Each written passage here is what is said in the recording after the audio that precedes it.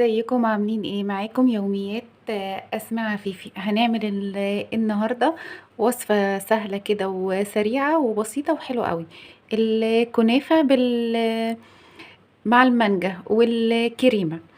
اول حاجه انا معايا بس ربع كيلو من الكنافه تكون متفرزه في الفريزر، يعني قبلها بيوم كده لازم تكون متفرزه. وكمان المانجا. ومعايا بقى الاطباق اللي هي زي دي، او ممكن برضو نعملها في صينية اللي متاح عندكم. وكمان هاخد على الربع كيلو كنافة، هاخد عليه نص الكوباية كده زبدة على زيت، لو في سمنة بلدي تمام مش هيجرى اي حاجة. وكمان معايا كوباية من الكريم شانتيه الخام. وكمان كوباية من كريمة الباستري. وكمان كوباية واحدة بس من السكر. وهاخد من اللبن يكون متلج برضو كوباية ونص. هنبدأ بس الأول كده في تحمير الكنافة. هنقطع بس الكنافة الأول. هنيجي كده الأول على الكنافة. هفركها كده بإيدي أو بالكيس عادي، لو هي موجودة في قلب الكيس افركيها كده. أهم حاجة إن هي تبقى ناعمة معاكي جدا. نفرم كده الكنافة بإيدينا.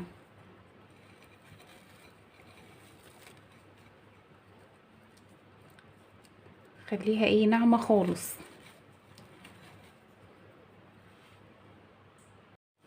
لو لقينا كده فيها اي تكتلات، يعني اي حتت كده ناشفة، يفضل برضو اننا ايه نشيلها تماما من الكنافة. افركها بقى كده وهنعمها خالص.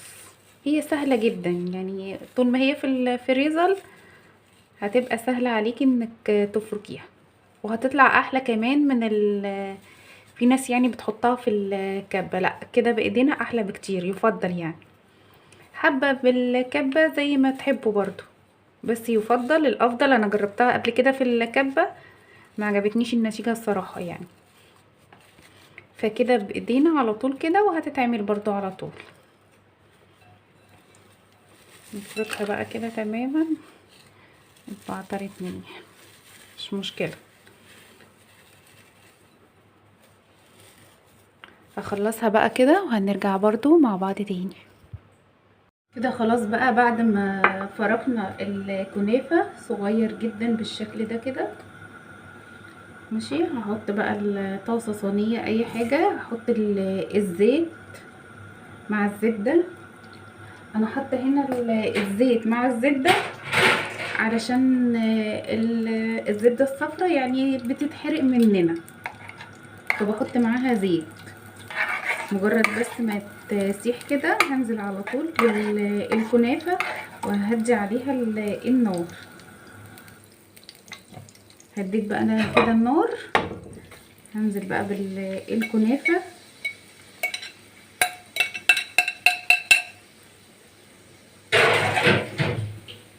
نظبط بقى الدنيا كده معانا، وهفضل بقى ايه اقلب فيها، مخليهاش تتحرق مني، يعني ايديا تكون فيها على طول ما سيبهاش خالص. هفضل بقى كده اقلب فيها لحد ما نوصل للدرجة الذهبية اللي احنا عاوزينها. انا طبعا هديه النار عليها، ومهديه كده النار تمام.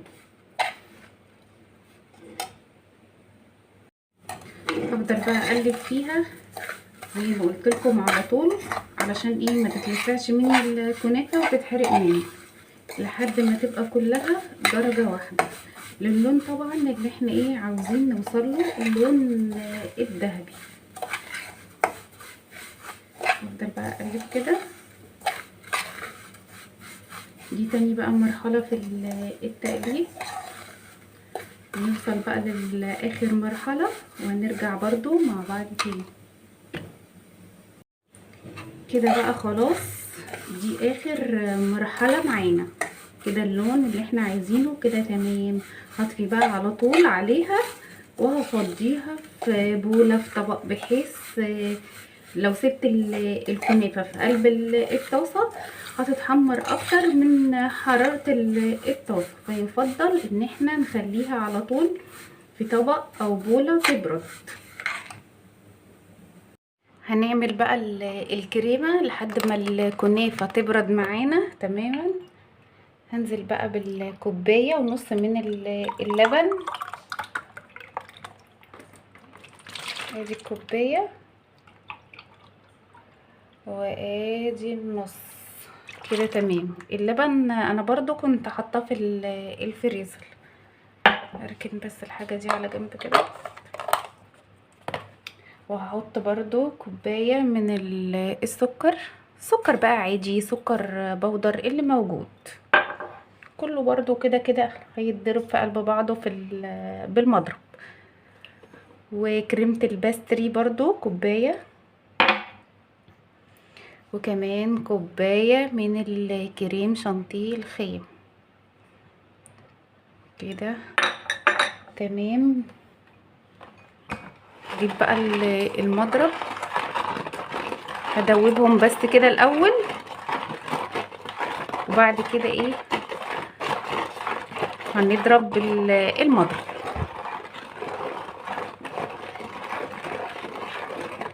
نضرب بس على سرعة هادية، وبعد كده هعلي السرعة.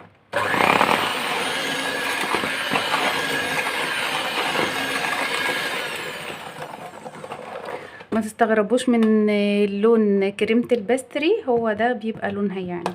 وكمان بيبقى طعمها لذيذ جدا زي القشطة بالظبط. انا هضرب بقى الكريمة بالمضرب وهرجع تاني بس علشان الصوت ما يعملكوش ازعاج. كده بقى الكريمة لقيتها تقيلة قوي معايا، فهزودها بس شوية لبن، شوية صغيرين، يعني ربع كوباية كده. انا مش عايزاها تقيلة معايا، انا عايزاها تبقى ماشية معايا كده، وتبقى يعني ولا تقيلة ولا خفيفة. هضرب بقى بالمضرب وهوريكم في الاخر القوام بتاعها. ادي قوام الكريمة بتاعتنا بالشكل ده، ولا تقيل ولا خفيف، كريمة ماشية معانا اهي كده تمام مظبوطة. نجيب بقى الكنافة ونعبيها في الاطباق او كوبايات او كبات اي حاجة. نجيب بقى الكنافة. حطيت بقى الكريمة في التلاجة شوية لحد بس ما اظبط السكر بتاع الكنافة ده، الشربات بتاع الكنافة العادي. هحط بس يا دوب معلقتين وهقلبهم بس كده. مفيش مثلا شربات عندكم مثلا سكر بودر، حطي برضو ايه معلقة على الكنافة هتبقى حلوة قوي. والمانجا مقطعاها بالشكل ده كده مكعبات عادية خالص، مش حاطه عليها اي حاجة. وكمان قبل ما اقطعها لازم تكون مجمدة في الفريزر عشان يعني تبقى طالعة القطعة حلوة كده وماسكة نفسها. هجيب بقى الاطباق بتاعتنا، اطباق بقى صينية المتاح. الكبات دي حلوة قوي. وكمان برضو يعني ينفع برضو نعمل الكنافة دي، يعني نستخدمها لينا كمشروع برضو مربحة جدا. يعني احنا بنجيب من بره، ولادي لسه جايبين يعني يدوب من امبارح كده، جايبين الكب ده ب15 جنيه بس من بره من محلات الجاتوه. هعبي بقى الكريمة في الكيس الحلواني ونرجع تاني. حطيت بقى الكريمة في كيس الحلواني وقطعت الكيس يدوب بس من هنا. نبتدي بقى ايه نرصها بقى كده في الطبق. هنزل الاول بالكريمة اهي. عايزه اقول لكم كمان احنا هنا بنحب الكريمه مسكره، واصلا كريمه الباستري بيبقى عليها سكر. يفضل لو انتم مش بتحبوا مثلا الحاجه مسكره، حطوا الاول معلقتين ودوقوا بعد كده الكريمه. حابين تزودوا سكر زودوا. نزلت بقى كده بالكريمه. هنزل بقى بالكنافه يعني طبقه طبقه. ده ربع كيلو بس اللي كان عندي. وبعد كده المانجا، احط برضو مانجا عليها.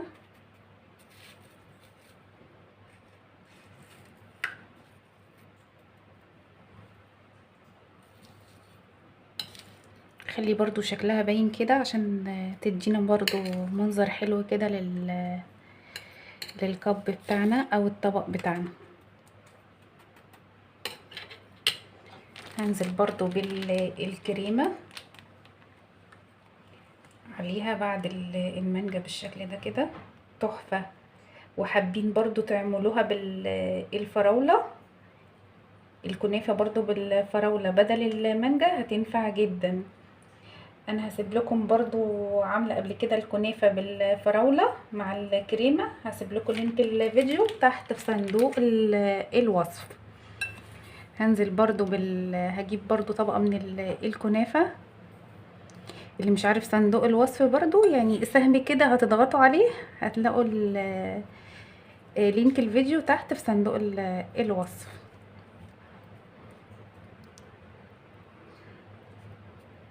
بالشكل ده كده، شايفين بقى شكل الطبق؟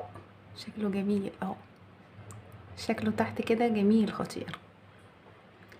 هنزل برضو احط برضو كريمة، طبقة كريمة، طريقة عشوائية جدا طعمها حلو جدا بالشكل ده كده.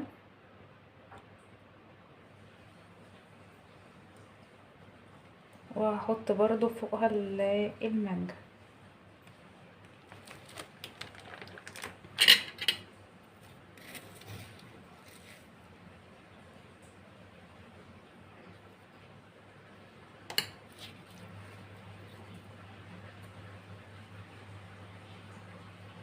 هوزعها بس كده على الكب كله،